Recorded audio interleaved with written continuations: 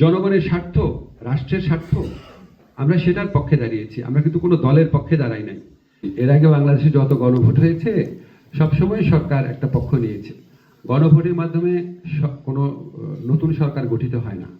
এই গণভোটটা কিসের দেখেন, আমরা দায়িত্ব নেওয়ার পর থেকে বলেছে আমাদের প্রধান কাজ তিনটা: সংস্কার, বিচার, নির্বাচন।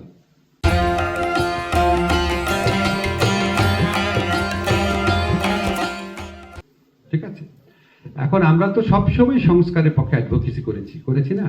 এই যে আপনার জাতীয় ঐক্যমত্য কমিশন গঠন, জুলাই চার্টার প্রণয়ন, সব তো সরকারি উদ্যোগেই হয়েছে। তা আমরা মনে করি গণ অভ্যুত্থানের অন্যতম প্রত্যাশা হচ্ছে সংস্কার। এখন আমরা এখানে সংস্কারের পক্ষে বলছি। আমরা কি সরকারে থাকবো? আমরা তো থাকবো না। আমরা সংস্কারের পক্ষে বলছি।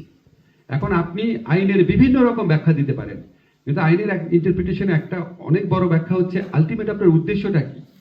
উদ্দেশ্য কি জনকল্যাণ, জনগণের স্বার্থ, রাষ্ট্রের স্বার্থ, আমরা সেটার পক্ষে দাঁড়িয়েছি। আমরা কিন্তু কোনো দলের পক্ষে দাঁড়াই নাই।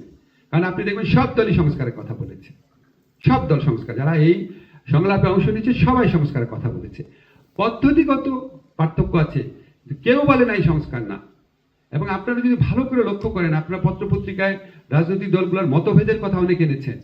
আমি তো খুবই কম মতভেদ দেখি, খুবই কম মতভেদ দেখি। প্রক্রিয়াগত পার্থক্য আছে কিছু, সবাই সংস্কারের পক্ষে। এখন আপনার যদি আমরা যে গণভোটের পক্ষে যে প্রচারণা চালাচ্ছি, এটা সংস্কারের প্রতি যে আমাদের কমিটমেন্ট, সেই কমিটমেন্ট থেকে করা হয়েছে। আমরা প্রথম থেকে বলেছি আমরা চাই বাংলাদেশে অনেক সংস্কার হোক, যেটা আমাদের পক্ষে করার কথা সেগুলো আমরা করছি।